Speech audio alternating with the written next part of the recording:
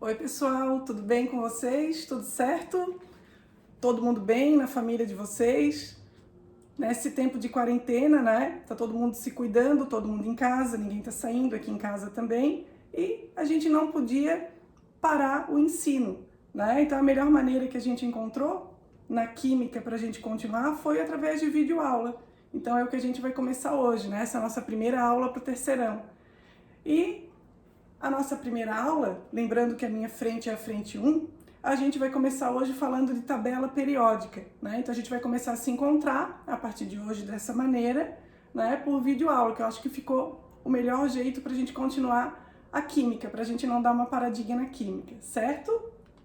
O que a gente viu até aqui, né? A gente está no primeiro caderno, na primeira apostila, e o nosso primeiro módulo a gente falou sobre os estados físicos da matéria. A gente viu as características do estado físico. A gente falou do estado físico sólido, líquido e gasoso. Depois a gente viu que mudando a temperatura, aumentando ou diminuindo, a gente passa a ter as mudanças do estado físico. Depois a gente falou quando que ocorre e quando que não ocorre uma reação química através de um fenômeno físico ou de um fenômeno químico. A gente viu também a diferença entre uma substância pura simples, uma substância pura composta, uma mistura comum, uma mistura eutética e uma mistura azeotrópica. Através do tipo de mistura, se ela é homogênea ou se ela é heterogênea, e também muito importante o estado físico da matéria, sólido, líquido e gasoso, eu também passo a ter o processo de separação de mistura. No módulo 2, a gente começou a falar da evolução do modelo atômico. A gente falou de Leucipo e Demócrito, depois a gente falou de Dalton, Thomson, Rutherford, Rutherford-Bohr, Max Planck e Summerfield. A gente viu quando que um átomo se encontra no estado fundamental, quando a gente tem um número atômico, uma identidade para esse átomo, e quando que ele aparece na forma de íon. A gente também calculou o número de massa, que era a soma do número de prótons mais o número de nêutrons. A gente viu quando que a gente tem também o mesmo elemento químico, através da sua identidade, quando a gente chama de isótopo. Quando a gente não tem o mesmo elemento químico, a gente pode chamar de isóbaro, isótono ou isoeletrônico. A gente estudou também a casa do elétron, a eletrosfera. A gente viu a configuração eletrônica em nível e em subnível de energia. A gente também viu na forma de um íon. Por último, a gente estudou os números quânticos, onde tinha o número quântico principal, o número quântico secundário, o número quântico magnético e o número quântico spin. E, a partir de agora, eu apresento a vocês a minha melhor amiga, com quem eu trabalho todos os dias, a tabela periódica, que se encontra no módulo 3. A partir de hoje, a gente começa a estudar a tabela e as suas propriedades. Como que foi montada essa tabela periódica, então? Claro que a gente sabe que existem vários cientistas que ajudaram, né, a montar a tabela. A gente destaca os principais. O primeiro cientista é um cientista alemão, que se chama Mayer.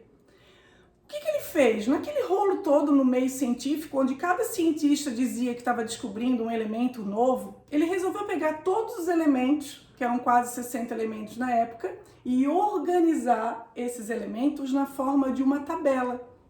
Acontece que teve falha nessa organização dele da tabela, né? Por quê? Porque ele estudava as propriedades físicas dos elementos. Então ele dava maior prioridade à massa, ao volume, à densidade, porque, claro, era o que ele estudava, né? E ele não conseguia prever quais seriam os próximos elementos que iam ser descobertos. Então não deu certo. Veio um outro cientista que gostava muito de carta, né? Que resolveu pegar esses elementos que estavam sendo organizados na época e ele resolveu fazer a organização dele também. Só que como ele gostava muito de carta, ele resolveu pendurar cartazes no laboratório dele com os elementos que tinham sido descobertos na época, que é o Mendeleev. Então ele foi organizando e ele notou que cada vez que alguém encontrava alguma coisa de algum elemento novo que estava surgindo, ou até mesmo do mesmo elemento que já tinha alguma semelhança com outro elemento que estava pendurado em cartazes no laboratório dele. Ele começou a trocar de lugar esses elementos. Então, ele deu prioridade às propriedades químicas, porque ele notou que tinha reação química e também era o que ele mais estudava. Organizou a tabela periódica na forma de linhas horizontais, em ordem crescente de massa atômica, e em colunas verticais, de acordo com a semelhança que cada elemento estava sendo descoberto na época tinha. Então, ele organizava na forma de linhas e de colunas. Só que a organização dele era em ordem crescente de massa atômica. Ele conseguia prever até quais seriam os próximos elementos que iam ser descobertos. Só que também teve falha. O que aconteceu? Cada cientista na época fazia o seu cálculo de uma maneira, porque por causa da massa atômica. Então, no arredondamento, no cálculo final, os resultados não batiam, não deu certo. Veio um outro cientista chamado de Moseley. Então, o que ele fez? Ele começou a estudar o núcleo do átomo. E ele notou que o núcleo do átomo tinha uma quantidade de carga positiva, que eram os prótons. Ele começou a comparar que a identidade do átomo estava também indicando a quantidade de carga positiva no núcleo do átomo, a quantidade de prótons. Então, ele achou melhor colocar a tabela periódica, organizar essa tabela em ordem crescente de número atômico e não mais de acordo com o que Mendeleev falou, que era de massa atômica. Daí deu certo. Como que ficou a tabela então? Toda tabela periódica vem um índice. Geralmente esse índice ele vem no meio da tabela. Eles usam geralmente um elemento químico como índice, né? Aqui foi colocado o alumínio como índice, geralmente é o hidrogênio. Só que a gente tem que tomar muito cuidado, porque quando a gente usa uma tabela para fazer um cálculo, a gente usa uma representação química, onde o número atômico aparece do lado esquerdo do elemento embaixo e a massa atômica aparece do lado esquerdo em cima ou do lado direito em cima, de acordo com o símbolo do elemento. Quando a gente vai retirar algum dado da tabela, geralmente na tabela periódica, vem a massa atômica em cima e a identidade do átomo vem embaixo. Ou pode acontecer como está aqui, ó, a massa atômica embaixo e o número atômico em cima. Então não tem uma organização igual para todas as tabelas. Por isso que vem um índice. Então eu preciso olhar o índice dessa tabela para depois começar a fazer o cálculo. Na representação no papel é de um jeito, na hora que eu vou fazer o cálculo ele pode aparecer de outro jeito. Então a gente tem que tomar muito cuidado. A tabela periódica foi organizada de acordo com o período que eu tinha falado para vocês, que era a linha horizontal da tabela. Então eu passo a ter 7 linhas horizontais na tabela periódica, que a partir de agora eu vou usar o termo período. O que significa esse período? O período vai indicar o número de níveis de energia que o elemento possui, ou o número de camadas. Então, se eu falo que um elemento está na terceira linha horizontal da tabela periódica, eu falo que ele está no terceiro período.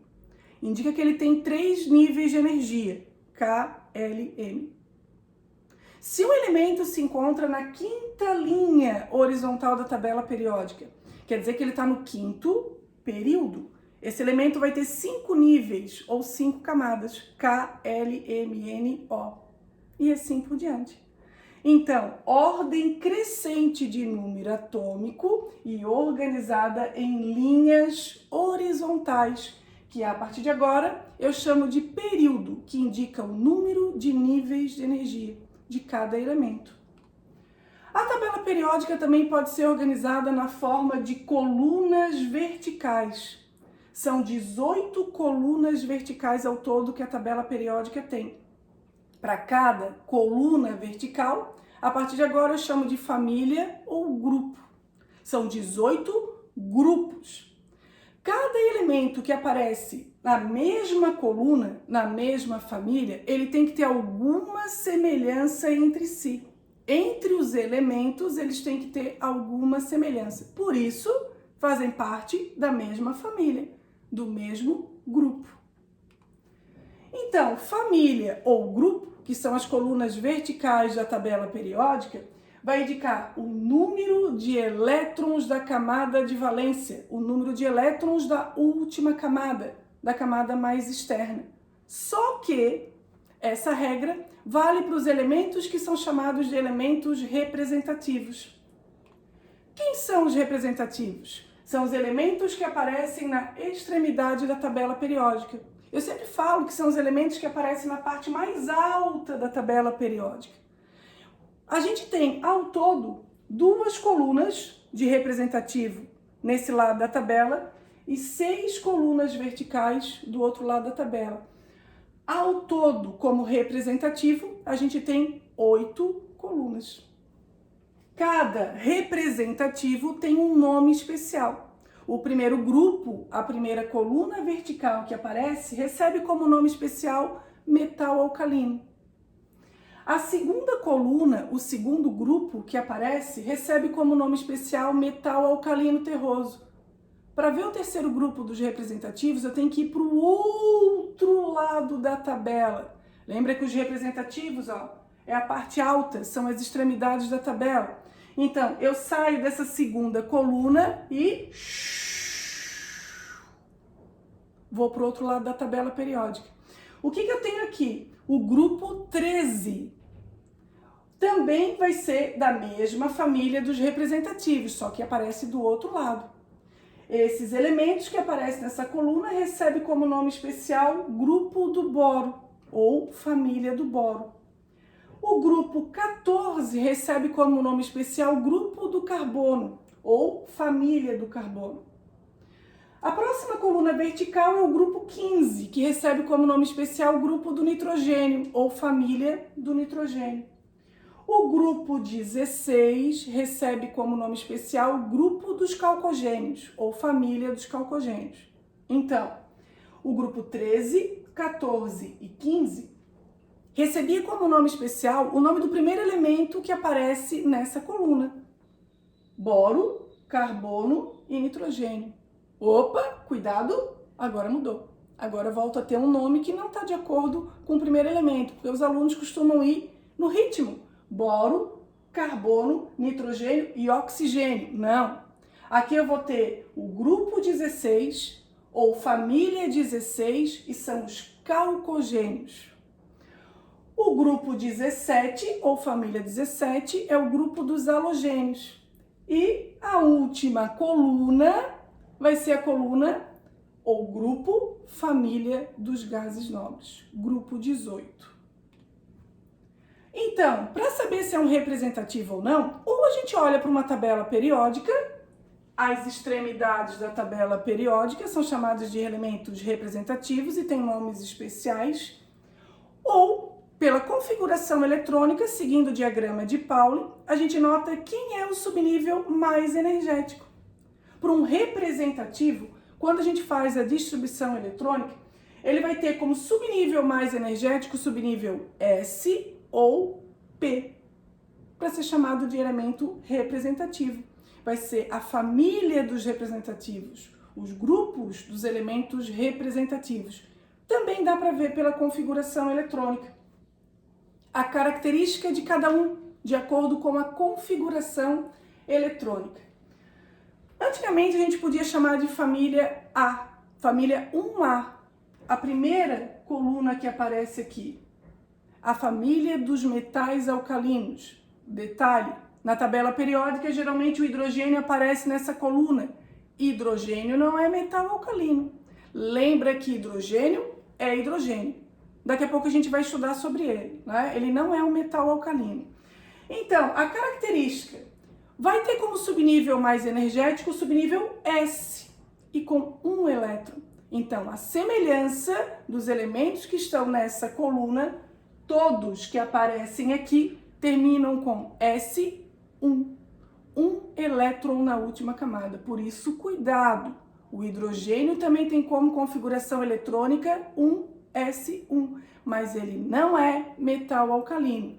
Hidrogênio é hidrogênio.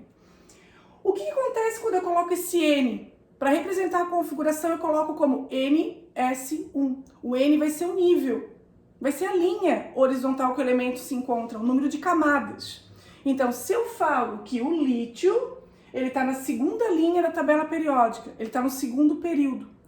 Ele faz parte da primeira coluna. Então, como que ele vai terminar a configuração eletrônica dele? 2S1. Se eu pego um elemento que está num período mais abaixo, então eu vou pegar, por exemplo, o rubídio. O rubídio tem como período o quinto, quer dizer que ele está na quinta linha da tabela periódica. Como é que vai terminar a configuração eletrônica dele? Como 5S1. A próxima coluna, o próximo grupo, essa segunda coluna que aparece aqui, é chamada de metal alcalino terroso. É o grupo 2 da tabela periódica, que antes a gente podia chamar de família 2A. Qual é a característica, a semelhança que esses elementos têm entre si? Todos que fazem parte dessa coluna terminam com a configuração eletrônica, quer dizer, o mais energético numa distribuição eletrônica vai ser o subnível S com 2 elétrons. Então, se ele está na quarta linha da tabela periódica, como por exemplo o cálcio, ele vai terminar com 4S2. Ele tem como período quarto. O subnível mais energético, de acordo com a configuração, é o subnível S, com 2 elétrons. Então, todos dessa coluna têm 2 elétrons na última camada. Acontece que quando eu falei de um elemento representativo, que são as extremidades da tabela periódica, eu falei que eles terminam com S ou P, como subnível mais energético numa configuração eletrônica. O S suporta no máximo 2 elétrons. Olha o que eu falei agora. Todos que estão na primeira coluna terminam com S1. Todos que estão na segunda coluna terminam com S2. E parou aí. O S já está completo. Subnível S já está com 2 elétrons. Representativos também são os elementos que aparecem na outra extremidade da tabela. Lembra que eu tinha que pular, né? Daqui eu vou para outro lado. Esses elementos que aparecem aqui, que são 6 colunas verticais, também são elementos representativos, mas eles não podem mais terminar com S, porque o S já está completo do outro lado. Eu vou agora para o próximo subnível, que é o subnível P. Então, todos que aparecem aqui no grupo 13 da tabela periódica, vai ter como nome especial a família do boro, grupo 13. Eu tive que pular 10 colunas para chegar do outro lado. Olha só, grupo 1, 2, 3, 4, 5, 6, 7, 8, 9, 10, 11, 12, 13. Grupo é o número da coluna, né? É a família. Então eu pulei 10 colunas verticais que tinha aqui no meio. Por isso que aqui eu chego no grupo 13. Característica desse grupo. A gente vai fazer a distribuição eletrônica, ou claro, pode procurar direto na tabela periódica, que fica muito mais fácil, né? Mas se eu tiver que fazer a configuração eletrônica, seguir o diagrama de Paulo, eu vou ter como subnível mais energético o subnível P. P1. Ó, S1, S2, o outro lado, P1. A primeira coluna dos representativos que aparece do outro lado. Eu tenho que preencher o P. O P suporta no máximo 6.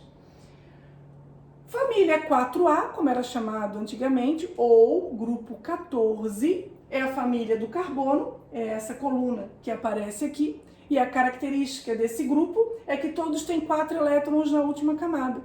Na configuração eletrônica, lembra que a gente está no P, agora todos vão terminar com P2. A próxima coluna é o grupo 15, ou grupo do nitrogênio. Antigamente a gente chamava de família 5A. Característica dessa coluna: todos vão terminar com 5 elétrons na última camada.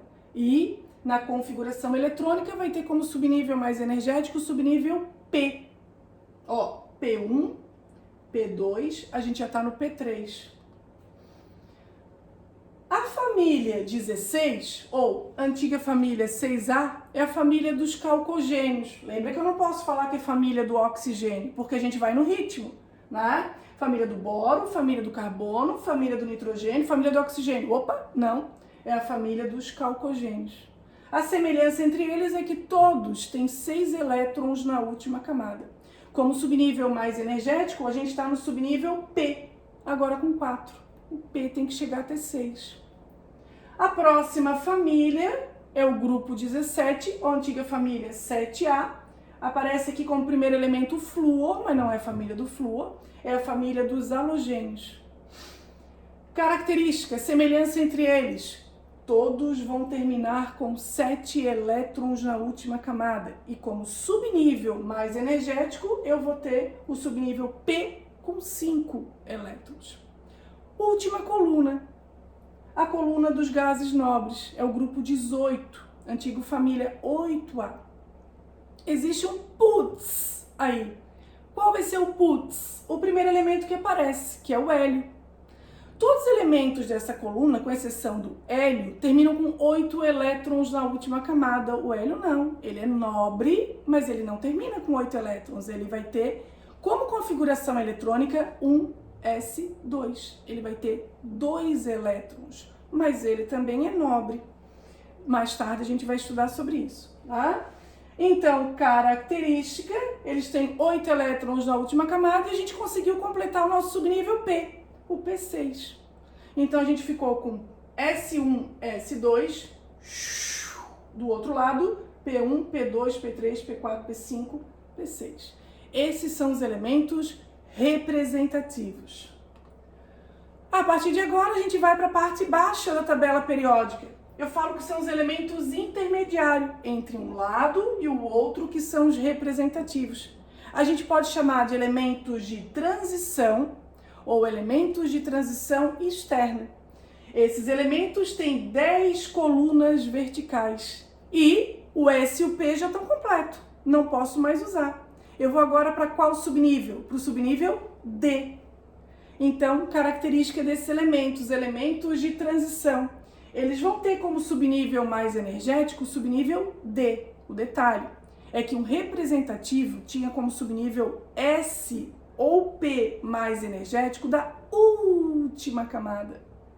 Agora, quando eu falo de um elemento de transição, ele tem como subnível D mais energético, só que vai ser da penúltima camada.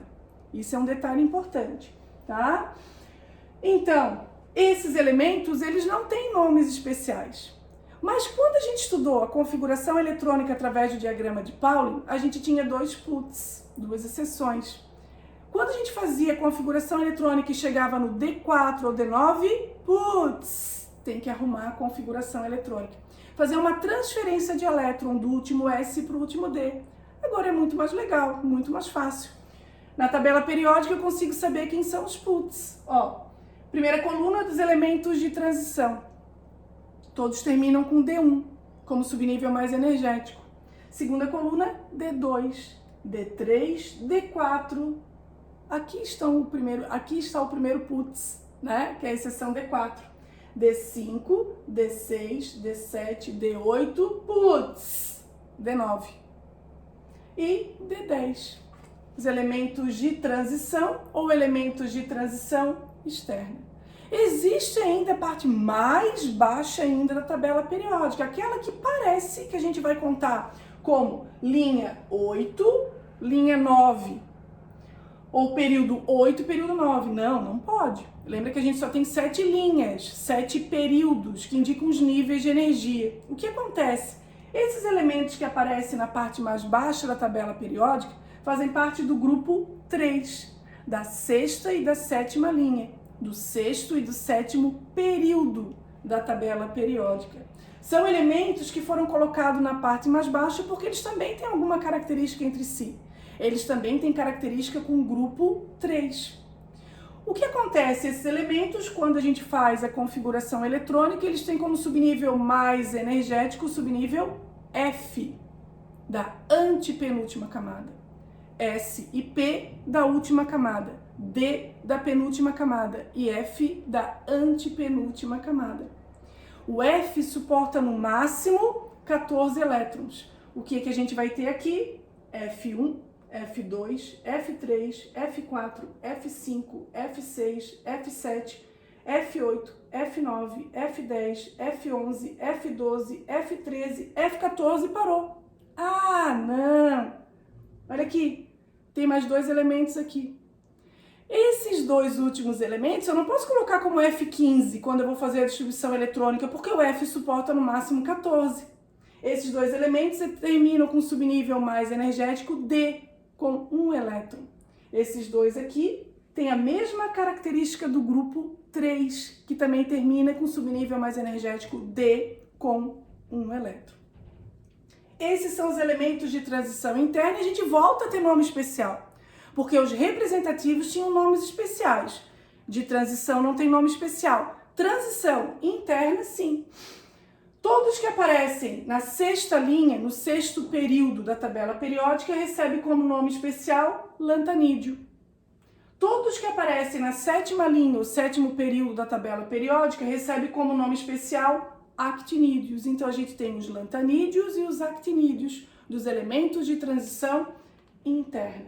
Como que ficou a tabela periódica então?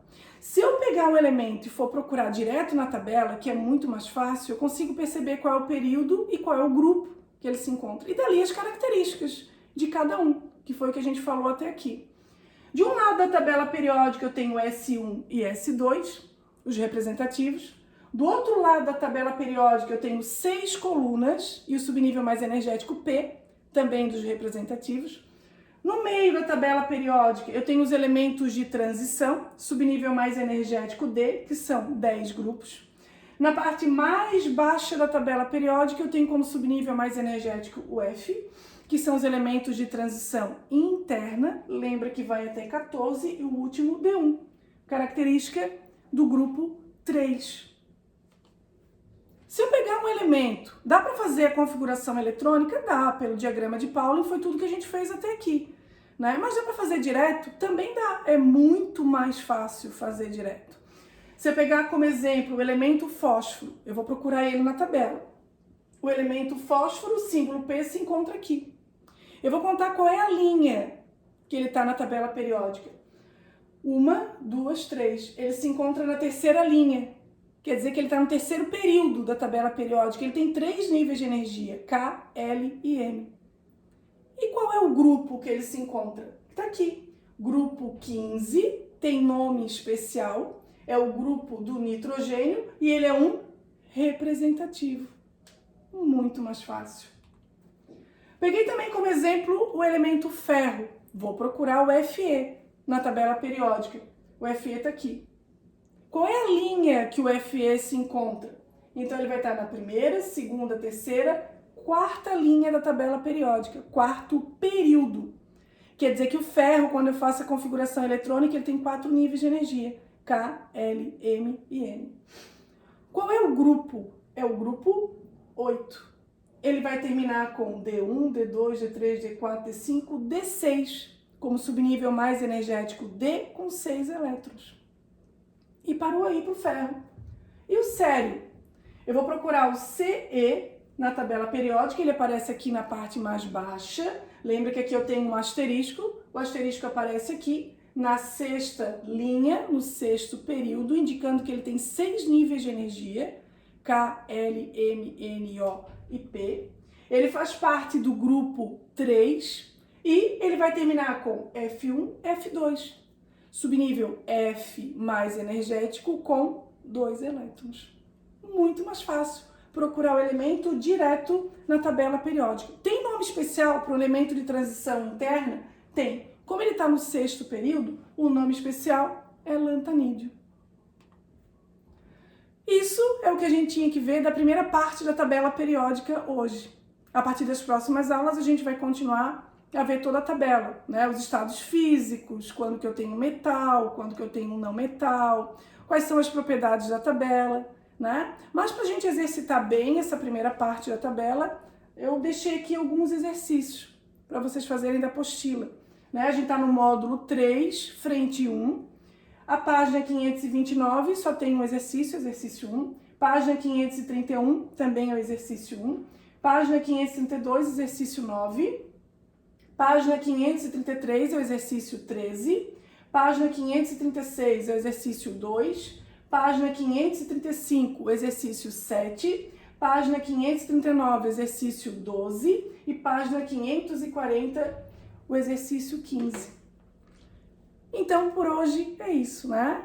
Eu quero dar um beijo bem grande para vocês, um beijo virtual e a gente se encontra na próxima aula, tá?